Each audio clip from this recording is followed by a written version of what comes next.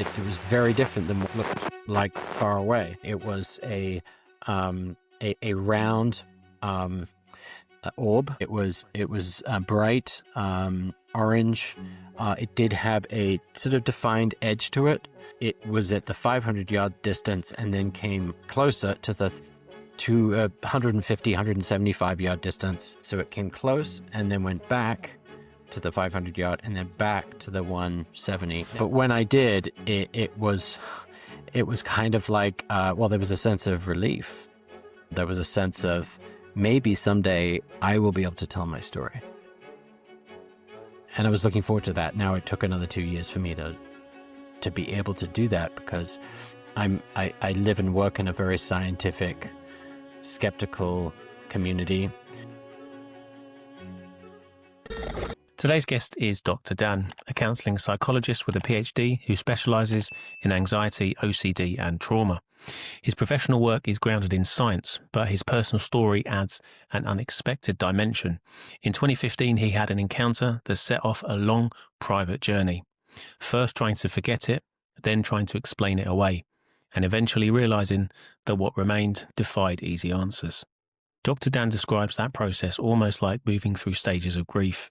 Denial, bargaining, frustration, and ultimately a kind of acceptance. Not acceptance of loss, but acceptance of reality.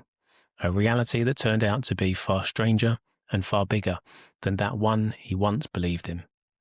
As cultural stigma around these topics has slowly shifted, he's now willing to talk about it openly. Today we explore his clinical expertise and the extraordinary experience that reshaped his understanding of the world. So, the following is a conversation with Dr. Dan.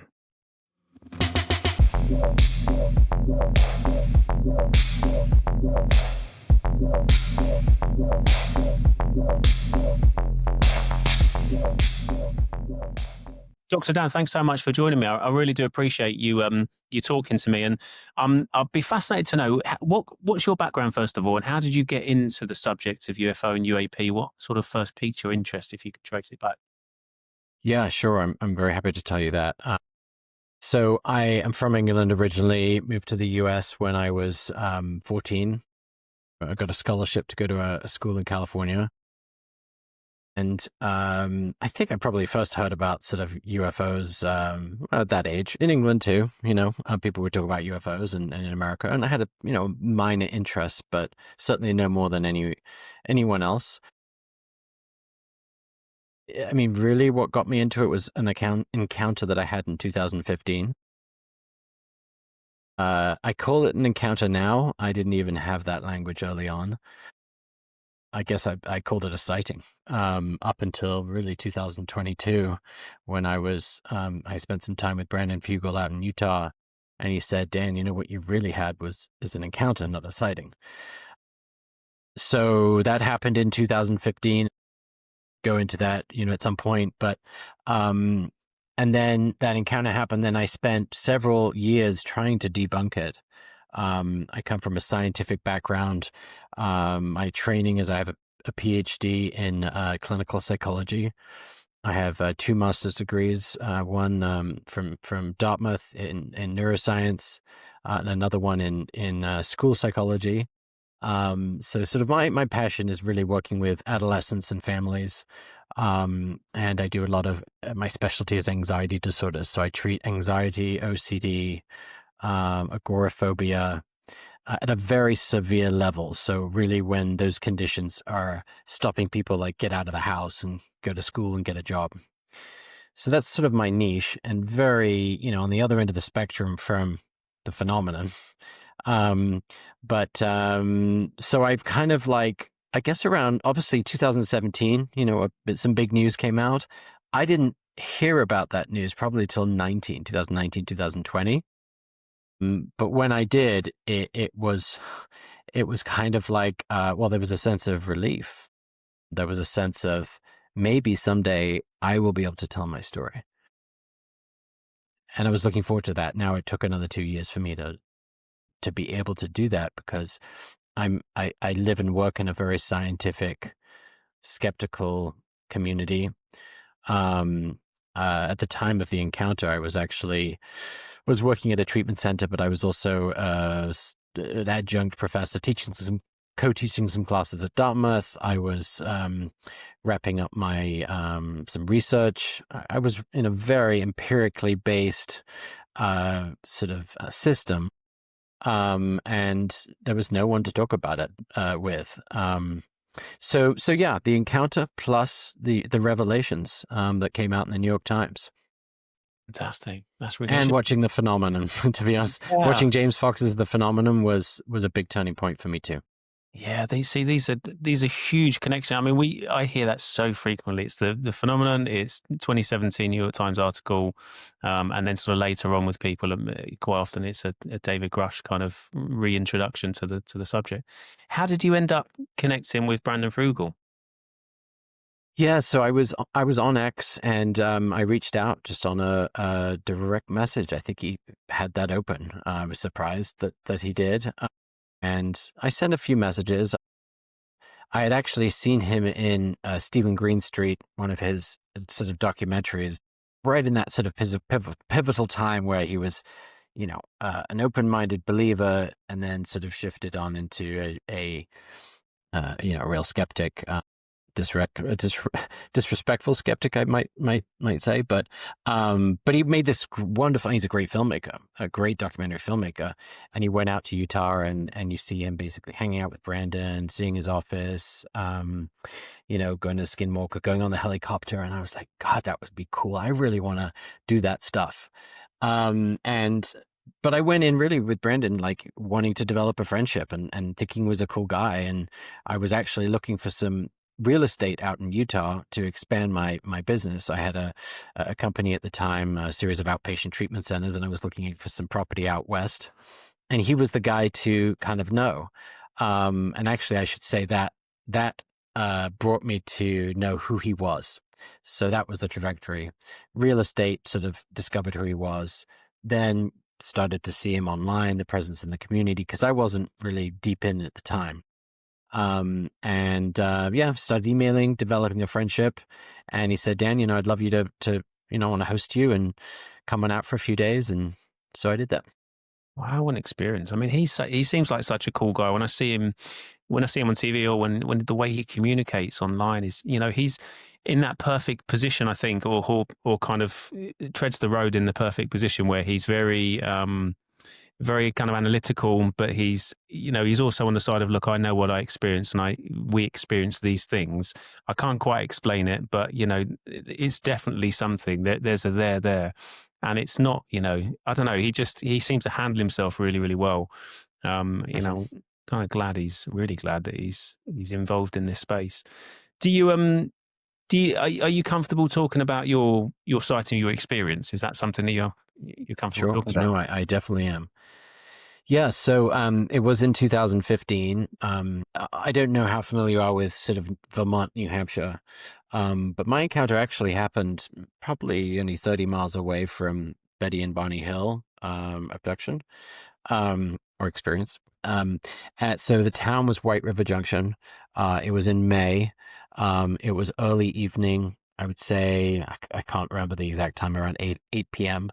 And sort of early summer, so it's staying, late. So it wasn't dark. It was, evening time. Sun had gone down. I was out smoking a cigarette. I was quite a heavy smoker back then, as a lot of Brits are. And so I was out having a cigarette, and I was looking up. I was in the sort of parking lot. It was empty. There weren't a lot of people there. It was like a Hampton Garden Inn. I remember the hotel. And I was looking up at the sky, and I see a star. And I was thinking kind of early for a star to come out, but usually there's one bright star that comes out about that time. It was just beautiful. A cigarette, just enjoying the night sky. And then the star started getting kind of bigger. And I thought, well, that's strange. Maybe it isn't a star. And then it got closer and closer. At least that was the perception, and it ended up being the reality, to the point where, okay, what is this? And then it got to as close as about 500 yards. I'm a golfer, so I use the sort of distances of like a par 5 would be around 500 yards. A par 3 is about 150 yards, 180 yards if you're a golfer. You know those distances. That's kind of how I could gauge it. And when it came up to the 500-yard distance, I could really visually see what it was. It was very different than what it looked like far away. It was a round orb is the word I use now. I didn't have that lingo back then. It was bright orange. It did have a sort of defined edge to it. Now, what became very interesting is that it was at the 500-yard distance and then came closer to the 150, 175-yard distance. So it came close and then went back to the 500-yard and then back to the 170, 160 yards. Now, I wish I could give exact distances, but of course, it's very hard to know distances looking up at the sky. But close. I mean, relatively for the size of this object. So 150 yards, if you imagine if you play golf, a par 3, you can see the green quite easily, because you can usually get there in one shot. But it was the size of, like, if I hold it up my fist, it was bigger than my fist.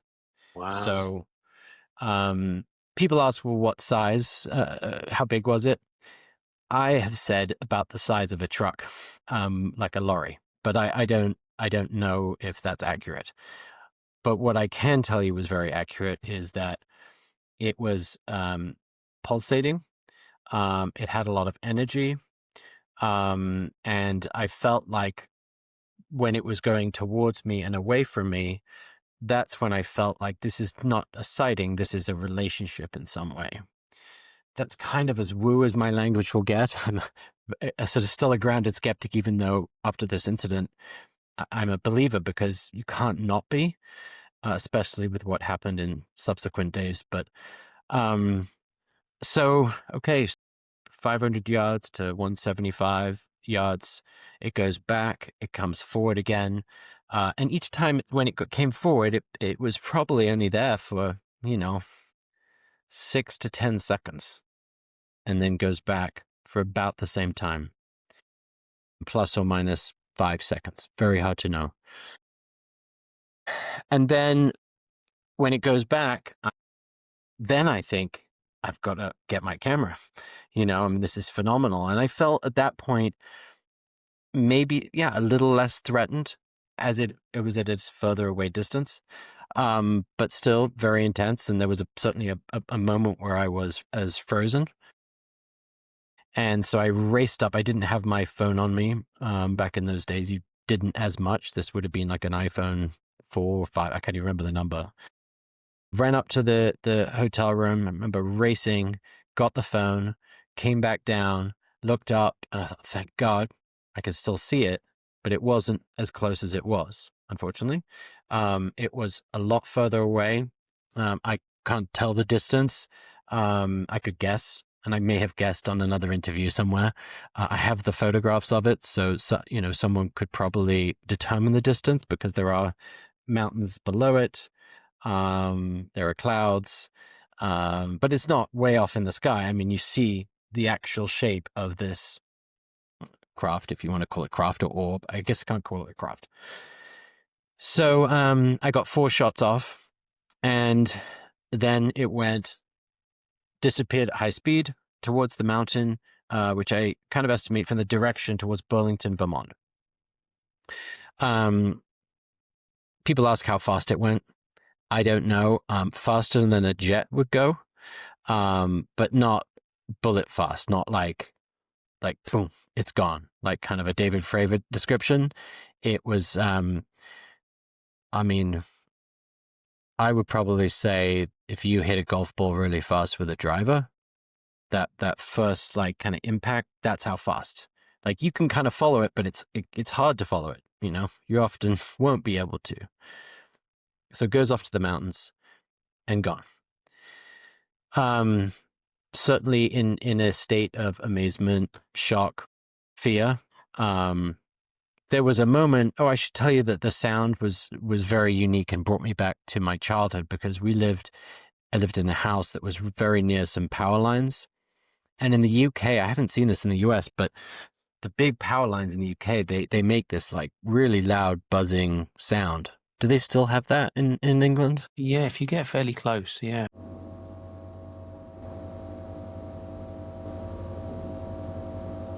So that was the sound that had this kind of feeling like it was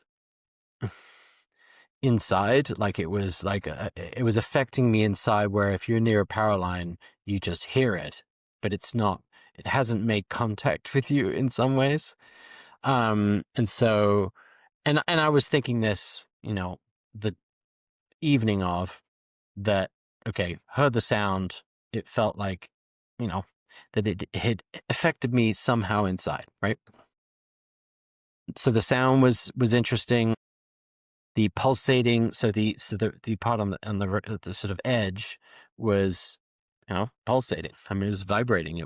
It felt like it was alive.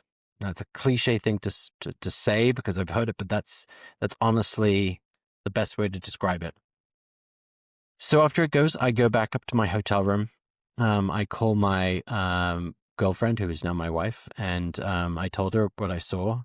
And first thing she said, "Are you okay?" I said, "Yeah, I'm okay." "Did you really see that?" "Yeah, I saw it. It was right in front of me."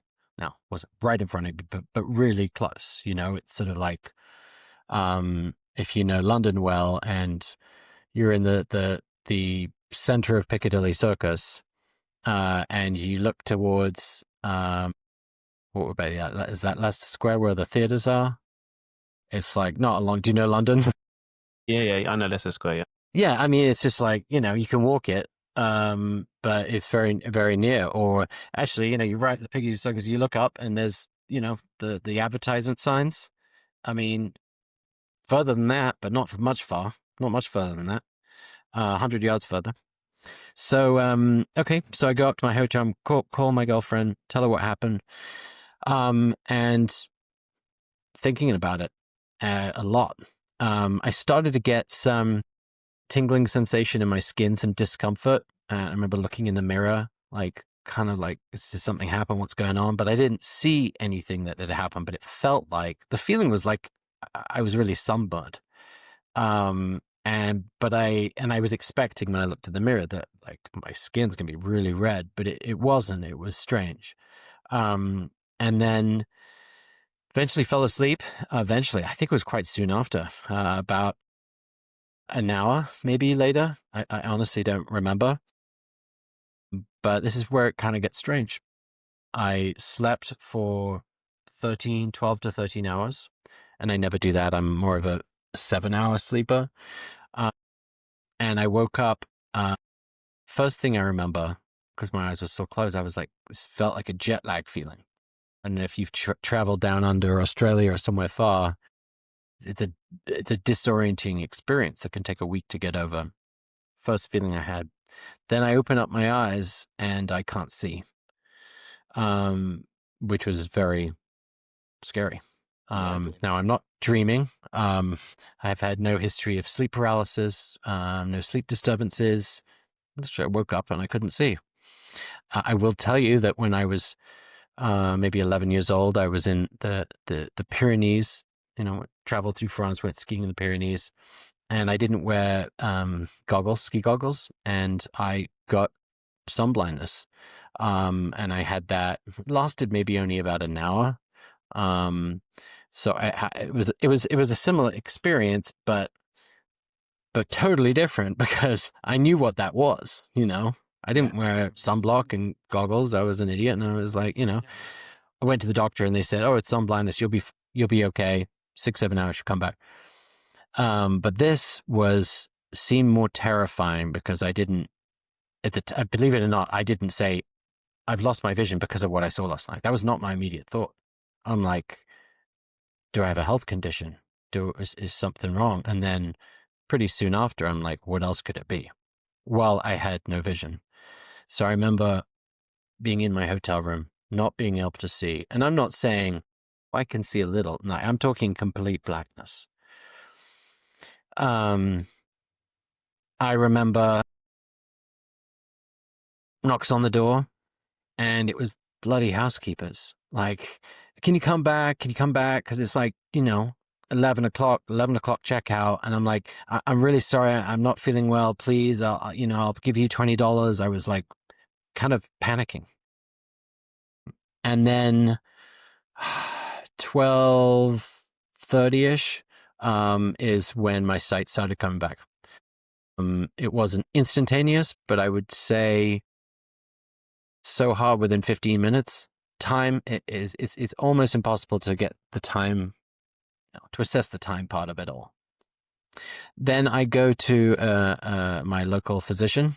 I should tell you some other symptoms. My skin felt very irritated, almost like an allergic reaction, sort of itchy, uncomfortable, ants crawling under my skin, a weird feeling. My, kind of bone ache. My whole body felt off. And so I went to the doctor. Now, it's a small community around Hanover, New Hampshire, that's all sort of linked to Dartmouth College and Dartmouth Hitchcock Medical Center. And I was a Dartmouth alumni. I knew a lot of the people. I was working at a treatment center. I was sort of kind of somewhat known, and the doctor knew people I knew, and I'm not going to go in there and say, I saw this strange light that I think now might have been something, I don't know, maybe an alien or a craft, whatever. And so I just said, I woke up and my skin was very, it was irritated and I couldn't see. And he said, well, the first thing he said is, have you been taking any drugs? I remember that was the first thing he said. And I said, no, you feel free to drug test me and do whatever you need to do.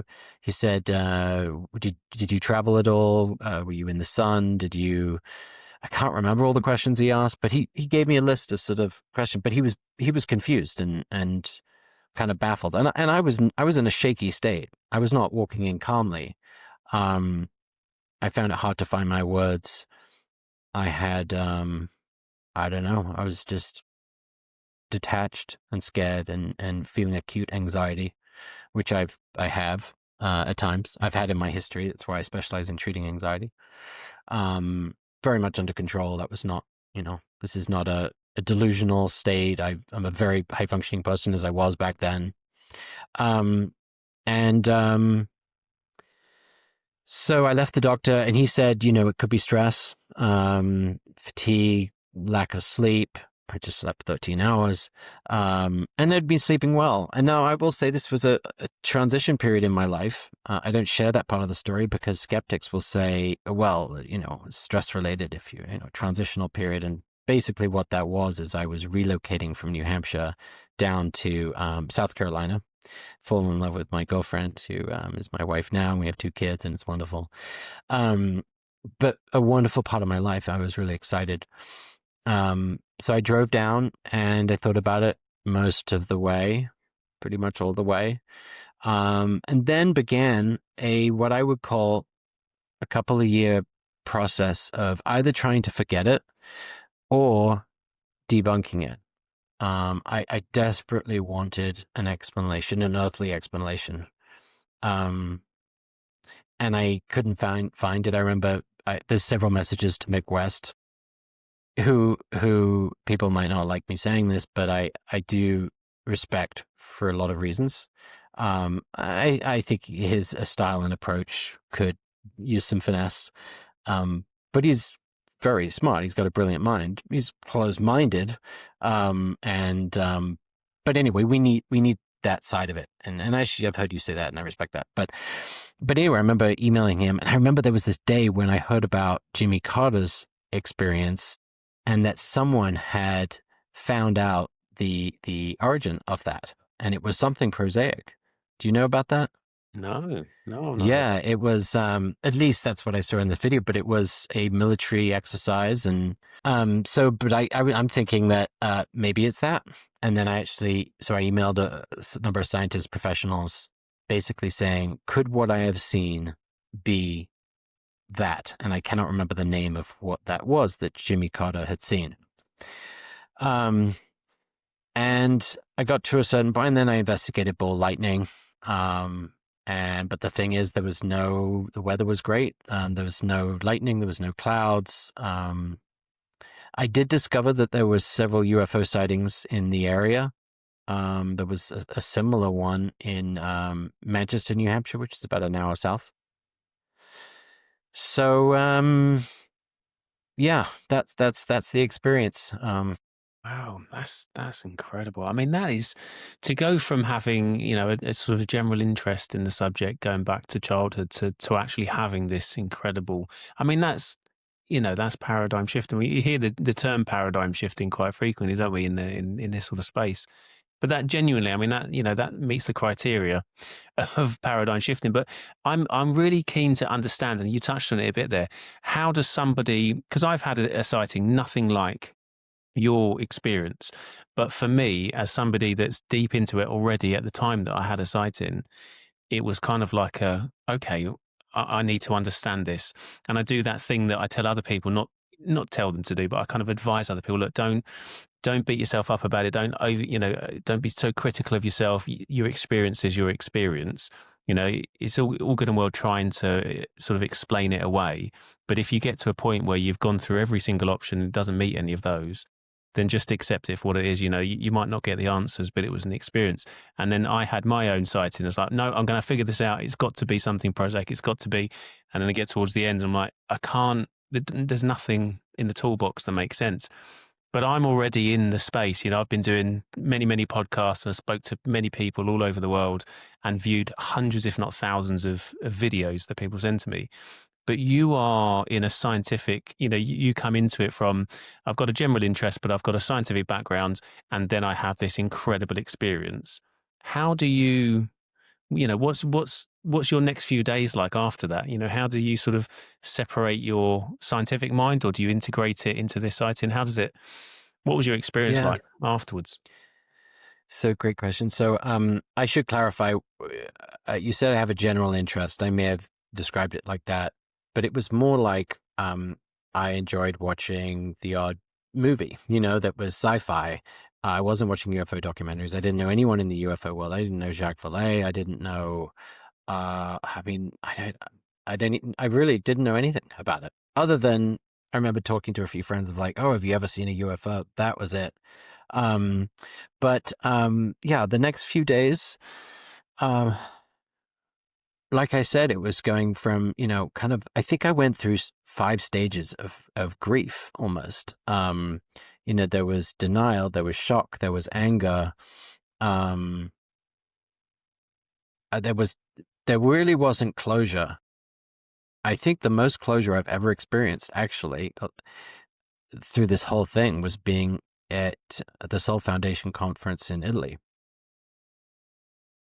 And I could go into that, it's a whole other story. But what interestingly happened, maybe 6 months after this, is I started to, and I should say, I was having dreams, nightmares about it. I was re-experiencing it, physically in dreams, but also during the day, I'd have a traumatic reaction. I'd think about it and I'd start sweating, and but I wasn't telling anyone about it. I mean, this was just. But 6 months after, I started to think a lot about consciousness for some reason. And believe it or not, as a psychologist, you think, oh, you think about consciousness all the time. And no, we don't. We more think about developing insight. We think about the nature, frequency, intensity of symptoms. And we think about what interventions can decrease those symptoms so someone can be a more functioning person. And consciousness is too abstract. It's not tangible, so I wouldn't think about that at all. But then I started to think about a lot, and I started to think about near-death experiences. And no one inspired me to do that. It almost like it sounds crazy, but it's like a download. I feel like I had some sort of download, because, and when I say 6 months, that's when I started integrating it. Some of those thoughts, philosophical, existential, started to come in earlier, but that's when I had this integrated theory that I started to talk a lot about, which was this evolutionary kind of process of consciousness, that, basically a theory that consciousness doesn't end when we die. And the reason for it is that it just doesn't really make sense from an evolutionary standpoint. When there's a lot of, every experience that you've had in your life, every interaction, every emotion, that is such valuable data that it wouldn't make sense that it would just terminate at your, physical termination, that somehow it goes on so that it can help future generations. And so this seemed to inspire that. And I've done 1 or 2 podcasts talking about that. Yeah, I mean, I started thinking a lot about the phenomenon and the origins of it. Because you have an experience like that, you don't need evidence. Like, why on my X, I don't know if you ever see my X page, but I get information out there because I can't help other people have an experience like that. But maybe through the evidence and data that already exists, I might convince them. Now, why do I want to do that? I guess I don't know, and maybe I shouldn't, but I had such an amazing experience, and I sort of feel like I have evidence because it can't be anything else. Like, if, I was physically injured by a orb, craft, whatever it was that was interacting with me, that somehow communicated a lot to me, that changed my life, mostly for the better. And it's hard not to share what I experienced, or just share that this thing is out there. The phenomenon is real, and I've discovered that there's lots of evidence to support that. So that's kind of, I don't know if that answers your question, but yeah, no, absolutely.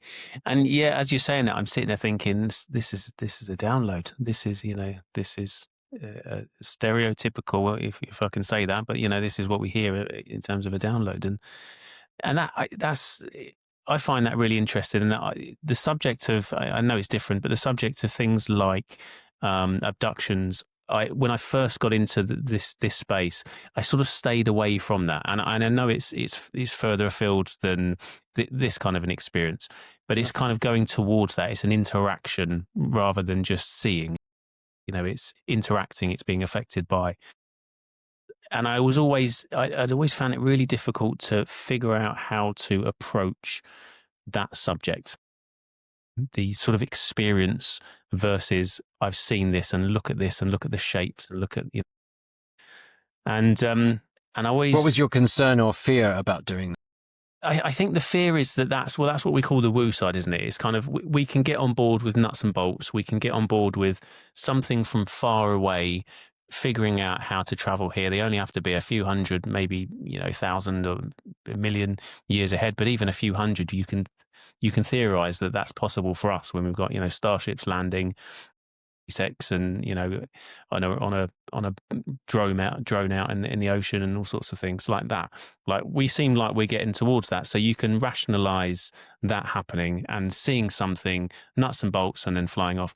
But then something that is able to morph, that appears to be potentially multi-dimensional or interdimensional, and then has this telepathic almost interaction with humanity, then you're like, how do I? It's such a difficult subject to approach, and it invites so much ridicule, and because of that, like, well, how do you, as somebody that creates content that I want people to watch and enjoy and find value in, how do I navigate that? It's a really difficult thing to try and figure out, rather than just going, well, what I'll do is I'll just speak to absolutely everybody. You try and sort of curate something that helps you, as in me personally, understand it. And I think that would then be useful for other people, rather than just, having no kind of direction. And so I didn't really know how to approach it, and it just came up in a conversation with somebody fairly early on, and I just thought, okay, well, that's, is this a positive or a negative? It sounds really negative. And they said, no, it wasn't. And I think that's what I found so fascinating, because it sounds, the abduction side sounded horrific, but then they said, well, yeah, it was at the time, and I felt violated, but all of these really positive things have come since. And, perhaps we just don't understand our positive versus negative could be entirely different from some other life forms, positive and negative, and perhaps they haven't even got a positive or negative. It's just, Ooh, so that's a super thought. complex. But Yeah. that's why I find I that mean, really interesting when you say whether or not you found that it was a positive experience. You were harmed, but, the end response appears to be positive. yeah. I would say, yeah, more positive than negative. What helped is obviously meeting people that were either experiences, non-judgmental, people in the community. I mean, going to the Soul Conference was really the first time where I could just share the story to anyone and not get attention. It's not what it's about. It's just kind of like when I struggled with, I had a very severe anxiety disorder that, you know, made me housebound. I couldn't leave my house for a year. I was agoraphobic, living in a pretty squalid bedsit in Swiss Cottage in North London. You know, lost my job. I was making £4 an hour, and I lost that. And I'm like, how am I going to survive? I remember taking the train to Gloucester to see my parents that didn't have much money at the time too. And I remember sitting in that bloody bathroom in the toilet on the train so they wouldn't, stamp my ticket. I mean, it was kind of a tough,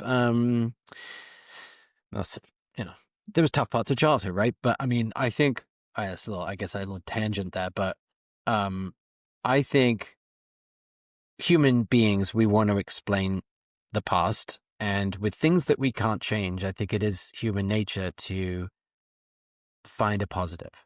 I mean, a healthy functioning person will do that. So it's a tendency, it's a survival mechanism. So even if something, people talk about it all the time, it's like, the trauma in the past and my anxiety disorder that made me housebound in the past, it's been very helpful to reframe that as a positive experience, to not only survive it, but to grow from it and maybe help other people and expand my awareness. Because what's the alternative? You shrivel up and your world becomes small. You start fearing death and you shrivel away and maybe kill yourself. I mean, it's sort of like, but I don't want to minimize the fact that there might be some real intent there that, okay, you've given us some stuff in this abduction, let's say, and we feel like we should give you something back. And I'm sorry we didn't ask you that we took you here, but yeah, I think that is interesting that that's happening, and I don't know how much of it is just human psychology to cope with the past, and reframe things positively, or how much of it is just the phenomenon, wanting to impart some wisdom, skill, knowledge. But I think it's all fascinating. I was very skeptical of abductions earlier, but then I thought, if I believe in the phenomenon and I believe that I've seen it up close and that it interacted with me, how can I not believe in abductions? I mean, they kind of rationally make sense, right? That they're going to be interested in who we are and how we function. And so it kind of makes sense. It all makes sense, to be honest. A little bit. See, my worry is that we're getting to a place now where we seem a lot more interested. And I know, people say to me, that's your algorithm because you're involved and you have a podcast and you do social media and stuff. So you feel that way and the internet's reinforcing that because of the algorithm. But it certainly feels like amongst my friendship group, my peer group, family, that people are a lot more interested, a lot more open-minded to talk about this subject now. And I feel like we're on a trajectory where there's going to be some sort of collective agreement, understanding, realization, something like that. But I wonder if, and I'm keen to know your take on this, if you feel, or how you feel, I should say, about the complexity of it, because if we get really stuck into a subject that's so complex that we may never fully understand it, I'm like, there's a part of me that thinks, look, I'd like, if I focused on mechanics, and fixing cars, for example, and I got really obsessed with that, I know that I could eventually figure out how to fix an entire car and I'd understand it and I'd be really good at it. Whereas this subject is just so complex that the more interested I get or the more obsessive I get personally into the subject, the more confused I am. I'm going down different rabbit holes and I'm talking to this person that sends me off in this direction and that person that sends me off in that direction. And And you think, someone comes to me and says, well, you've been researching this for ages now and you've talked to all these people, what's the score? What's it all about? I know less now than I did at the start. Like, I know lots of little bits about different things, but they are so confusing. Hmm. The phenomena is so confusing. Definitely it is. That's a bit of a tangent there. I don't know. But I mean, not really. I mean, it's all our journey, right? And I mean, I'm curious. I'd love to ask you, like, what is your degree of belief in it? And it fluctuates for us all based on new data. And you are a grounded, rational person. As Patrick from Vetted says, it's like, we're all skeptics unless you believe in everything. We're all skeptics, right? But yeah, where are where are you now with your beliefs in regards to the phenomenon? Well, I would say, I mean, I came into this thinking there's definitely something, and that something could be some sort of science, some sort of biological thing that we don't fully understand, some kind of environmental thing, secret government technology, some crazy level technology that they've been secretly working on. And maybe that's that. But there seems to be something there. And from speaking to all of these super rational people that have had experiences that just couldn't be described or explained away as something prosaic or conventional, I'm past the line where it's some form of non-human life form, energy, something. And that's kind of where I am at the moment. What that is, I haven't got a take on that yet. And there's all the hypotheses of time travel and of ET and interdimensional, all of these different potentials. I've not, I'll go down one direction and think, well, that makes some sense. And then I'll have another conversation with somebody else and say, I'll check this stuff out. And okay, that also makes some sense. Mm-hmm. And then you've got the other option, which is it could be so complex that it's all of these things at once. And that blows my mind, because that's possible. If it's possible that this could be extraterrestrial from another galaxy, another planet, whatever, then it's possible that it could be from something in the ocean. It's possible that it could be a different dimension. And it's fun, and I really enjoy the research side of it. But it's some kind of energy is the best I've got. It's some sort of energy that I can't quite understand, but that you're able to communicate with somehow. And I think that's the telepathy and the psionics and these terms that we're hearing more frequently now. It seems to be what I'm drawn to at the moment to try and understand more of. And that's what I find particularly fascinating at the moment, is digging into that. Yeah. Yeah, I mean, I think the ET hypothesis is, in my mind, the most likely, in that, from what history has shown us, there are crafts that are traveling, and often from, up above. And yes, they can go into the ocean. That might be where they're stopping over and living. But that seems to be the most likely. If we look back at our history and, 10,000 years ago, people traveling across oceans. And of course, they're going to think, well, it's just our little community. There's nothing outside of this. And if we do see someone that looks totally different, they must be divine or God or, so that's maybe the way I see it, but that could be just what I feel comfortable thinking. Like, I don't feel comfortable thinking about simulation theory or maybe a little more about the ultra-terrestrial. Is that the time traveling one? Yeah, there's so many theories and different potentials. Yeah. Did you see the last episode of Weaponized? I've seen clips of it. I haven't watched it yet. It's on my list. Is it Dr. Lukatsky? Yeah, there's actually a lot there, and I really kind of looked at it from a sort of a psychological sort of viewpoint, and there's some, just in a micro way, kind of, there's some things that was said that weren't heard by Jeremy. There were really, what came up is actually catastrophic disclosure, and there's a part in it. I was going to do a post, I didn't get to it, but where they're not, the government's not going to just share about I forget what the actual thing was, but people are going to start camping out on people. Oh yeah, they were talking about Skinwalker Ranch, and there's 10 other ranches like that with the phenomenon. And if the public really knew, I mean, they're going to be camping out at all these places, and they're going to be going to people's homes. And I mean, I really think if not done right and gradually, it's going to be just a mess. Like, I mean, I can tell you, Jimmy, from after 2015, I was a really strong Christian. I grew up in the Church of England going locally, and it was kind of boring. And then I came to America, and I met some sort of dynamic Christians, and they were cool people too, like in California, and like surfers, and went to Dead shows, but they were Christians. It was just a cool, Pink Floyd shows. And I became a Christian and went to church, Bible studies. Like, I loved it. It made me feel alive. I never went to church again. I didn't talk about it. I didn't, and I don't know how to deal with that. I wish I could find a way to integrate it, but I mention it only because, 30% of this country are evangelical Christians.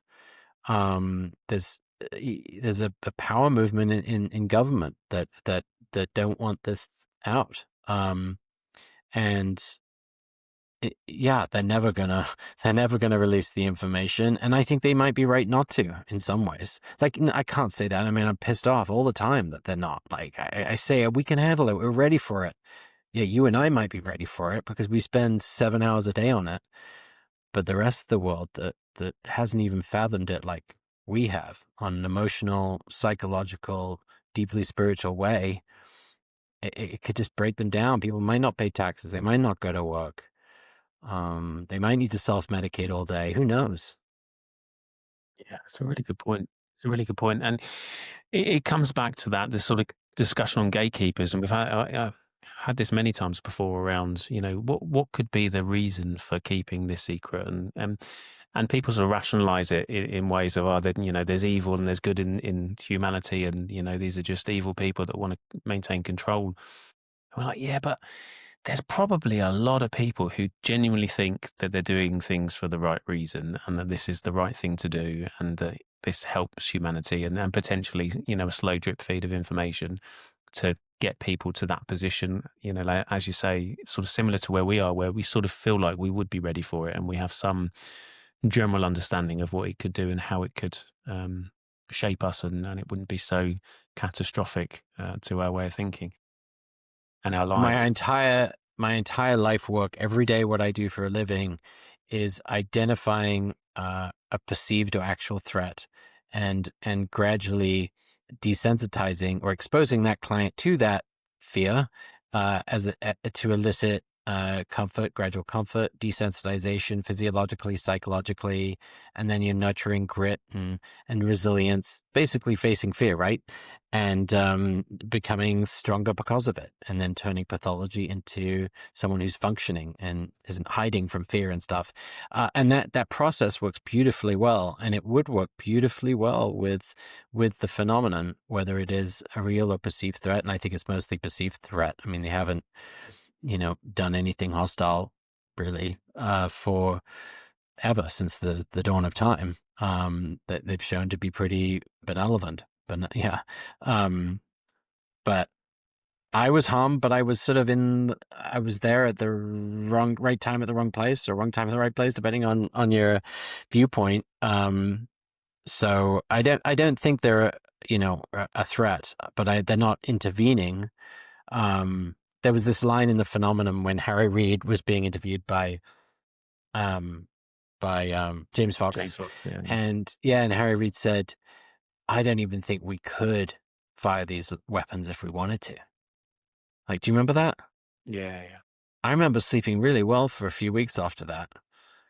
Because, I'm older than you, but I grew up in that time where, 88 to 91, I mean, we thought the world was going to end any moment.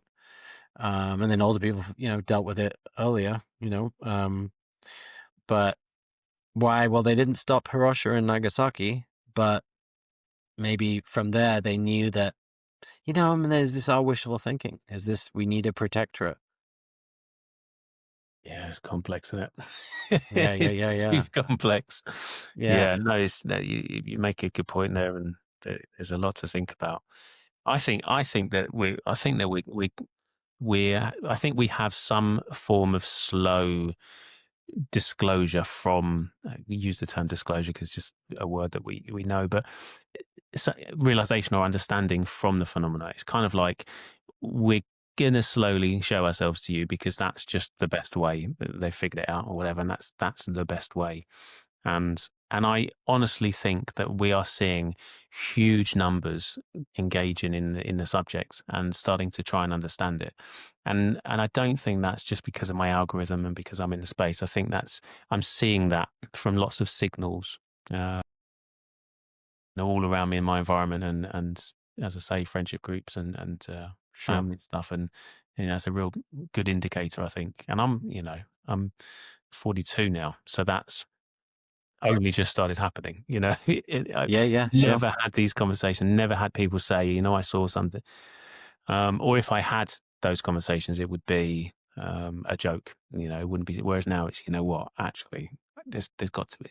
I've had this experience. Let me tell you about it, and it really felt personal. And I would have never had that 2 or 3 or 4 years ago. So if you're at your local, I mean, maybe not your local pub because they know you by now, but 3 towns over, can you actually have those conversations while you're drinking a pint with people there? I would, and I'll tell you why, because I love talking about it. And if the subject comes up, and I'm sure my friends are bored of hearing about it, but they're happy to engage in it, and they're used to it now. And it's a bit of a joke, but it falls into that. But actually, I think this, and I believe that, and but that's the British way, isn't it? We just make fun of everything and everyone and ourselves. Absolutely. But yeah, I would, and any opportunity, if it were to crop up, I'll jump straight in and let's talk about it. I love it. So yeah. Well, how about you? How are you publicly and with people that you're not sure are engaged in it? I'm very, very careful. I can't go into details, but I have a feeling like it actually negatively impacted some professional career things I was involved in the last 5 years, maybe. Around here, yeah, I would say 9 out of 10 people, they're like, "What? You believe in that?" And then when I find the one person that does, it's like, we're best buddies. We're like hanging out all the time. But it's rare. It's hard. Maybe it's the sort of town I'm living in. But that's why I like it. I went to Contact in the Desert, which, I felt like I had to be pretty brave to do. It was totally different environment. Never been to a UFO kind of conference, but I loved it. Seoul was, more scientists, people from around the world. It was a very, very cool experience. Be paying off that for a while, but yeah, no, I'm cautious. I mean, like I don't want my clients to start like, hey, I'm trusting my child with you. And here you are talking about, Difficult the phenomenon. Yeah. I just gotta be weird, but I am really trying to be grounded. And, I was thinking of something recently. People say, when you see something you can't recognize, and you try to integrate it into what you know, right? But that's not what's happening here. We're trying to, the phenomenon is not something we know. It's not something we're familiar with. So that's not our tendency. We're trying to, typically, most people find a prosaic explanation. And so I think that they think that this is a bias, and because of the echo chamber we're in, we see a light in the sky, we're going to think it's, a craft. And no, I think we all are very similar. We're going to first try to, explain it and based on what we know from our life experience, and the majority of things can be identified. But it's a fun journey. I'm enjoying it. I just want to keep learning, Yeah, absolutely. Me too. Super. Well, look, Dr. Dan, it's been a real pleasure. Thank you so much for talking to me. You're welcome. Hopefully we'll stay in touch and talk again in the not too distant future.